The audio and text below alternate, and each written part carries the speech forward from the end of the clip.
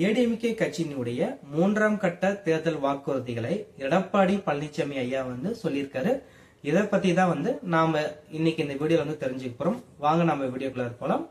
எடப்பாடி பழனிசாமி ஐயா பாத்தீங்கன்னா மூன்றாம் கட்ட தேர்தல் வாக்குறுதிகளை ஒரு 4-5 சொல்லியிருக்காரு. அதுல அவர் ஃபர்ஸ்ட் சொல்ற தேர்தல் வாக்குறுதிகள் என்னன்னு பார்த்தோம்னா கருணை தொகை அப்படின்னு சொல்லி ஒவ்வொரு குடும்பத்துக்கும் கருணை தொகை அடிப்படையில 10,000 ரூபாய் நாங்க தரேன்னு சொல்லியிருக்காங்க. அடுத்ததா அவரு சொன்ன இன்னொரு தேர்தல் வாக்குறுதிகள் என்னன்னு பாத்தீங்கன்னா வேலைக்காக எம்ப்ளாய்மெண்ட் ஆபீஸ்ல பதிவு பண்ணி வேலைக்காக காத்திருக்கும் பட்டதாரிகளுக்கு மாதந்தோறும் 2,000 ரூபாய் நாங்க தரோம் அப்படின்னு சொல்லியிருக்காரு. அதே மாதிரி +2 வரைக்கும் படிச்சு எம்ப்ளாய்மெண்ட் ஆபீஸ்ல பதிவு பண்ணி வேலைக்காக காத்திருக்கும் அந்த நபர்களுக்கு பாத்தீங்கன்னா மாதந்தோறும் 1,000 ரூபாய் நாங்க தரோம்னு சொல்லியிருக்காரு.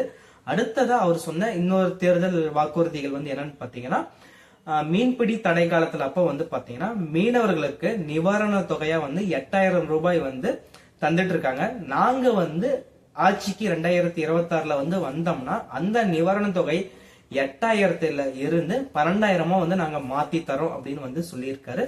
அடுத்த தேர்தல் வாக்குறுதிகள் என்னன்னு பாத்தீங்கன்னா கைத்தறி நெசவாளர்களுக்கு மாதந்தோறும் இலவசமா 300 யூனிட் இப்ப இலவசமா கரண்ட் கொடுத்துட்டு இருக்காங்க. நாங்க ஜெயிச்சு வந்தோம்னா அதை 450 யூனிட்டா இலவச கரண்ட் கொடுக்கறோம்னு சொல்லியிருக்காரு.